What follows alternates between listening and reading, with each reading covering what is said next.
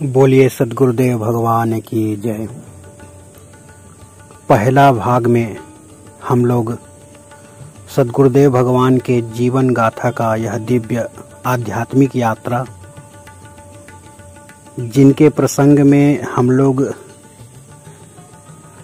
देखे महाभारत उद्योग पर्व में भी नर्मदा जी के साथ इसका नाम विशेष रूप में है, मतलब किनका, भगवती वेनगंगा जी का। तो इसी श्रृंखला में आज आगे बढ़ते हैं अपने लोग। भगवती वेनगंगा के उत्पत्ति के एक प्राचीन कथा प्रचलित है। क्या होता है, प्राचीन काल में भंडक नामक देश में, अधुना महाराष्ट्र का भंडारा, भगवती माता भागीरथी का एक अनन्य भक्त वेन नामक एक धर्मात्मा राजा राज्य किया करते थे, जो प्रतिवर्ष पैदल तीर्थराज प्रयाग में जाकर गंगा स्नान करते थे। जीवन पर्यंत यह कठोर नियम अत्यंत निष्ठा के साथ पालन करके जब वे वृद्ध हो गए तो उन्हें चलने में असुविधा होने लगी। तब भक्त वेन ने माता भागीरथी से हाथ जोड़कर प्रार्थना की कि हे माता, शैशव, किशोर, यौवन एवं प्रौढ़त्व अतिक्रम करके आज मैं आशातीत वृद्ध हूँ। बाल्यावस्था से लेकर आमृत्यु तक आपका दर्शन, प्रणाम, स्नान का जो नियम मैं कठोर निष्ठा के साथ पालन करते आया हूँ, आज शारीरिक कारणों से लग रहा है कि उसका अंत ही हो जाएगा। इसलिए अगर आप कृपा करके मेरी समस्या का कोई समाधान कर देते हैं तो मेरा यह व्रत और नियम यथावत रहेगा, साथ ही साथ मेरा जीवन भी धन्य हो जाएगा।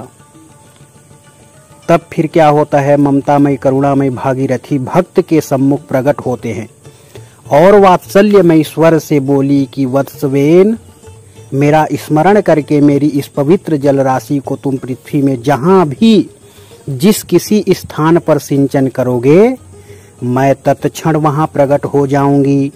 माता की आज्ञा सुनकर राजा का हृदय आनंद से परिपूर्ण हो गया। उन्होंने स्नान समाप्त करके कमंडलू गंगा जल से पूर्ण करके पुनः राजधानी भंडक के लिए प्रस्थान किया। इधर तीर्थराज प्रयाग से उनकी राजधानी की दूरी बहुत थी। वयोवृद्ध राजा इस सुदीर्घ मार्ग का अतिक्रम करके परिश्रांत होकर सोचे कि कुछ देर विश्राम कर लेते हैं।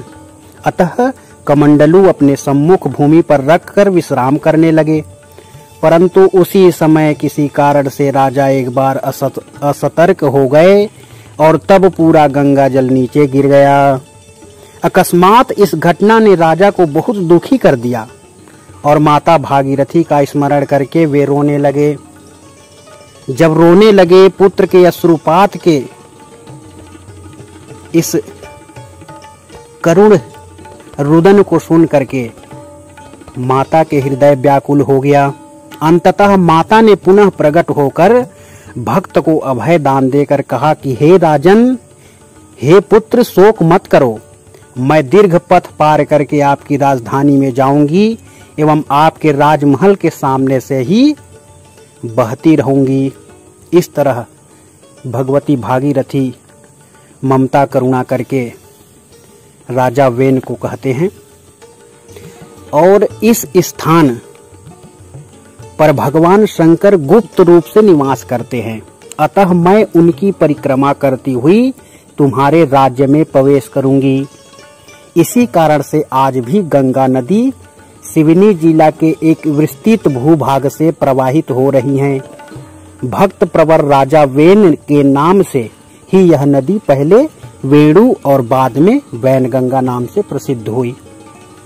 पवित्र से भी पवित्र वैनगंगा का जलपान करके हिंस पशु भी अपनी हिंसा, द्वेष आदि भूलकर सदाचारी एवं सहिष्णु हो उठते हैं।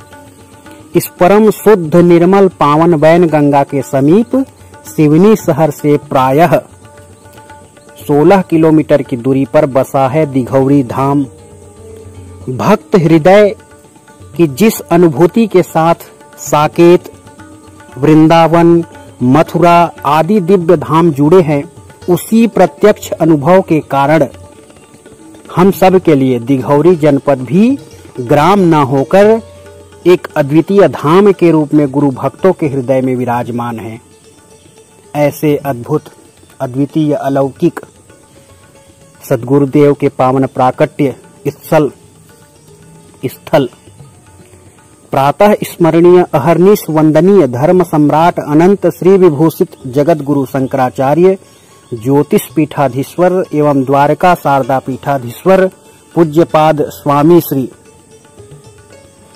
स्वरूपानंद सरस्वती जी महाराज जी का प्राकट्य स्थल है। यह दिघौरी धाम सिवनी जिले के इतिहास के साथ शंकराचार्य परंपरा का प्रगाढ़ संबंध है। इस सिवनी और दिघौरी के भगवत पाद आद्य शंकराचार्य जी ने सनातन धर्म की रक्षा हेतु 4 पीठों का जैसा निर्माण किया था, वैसा ही धर्म सैनिक के रूप में दशनामी संप्रदाय का अखाड़ा नामक परंपरा का भी प्रचलन किया था।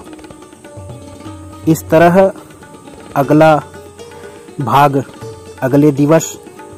आज के लिए इतना ही। कल के लिए हम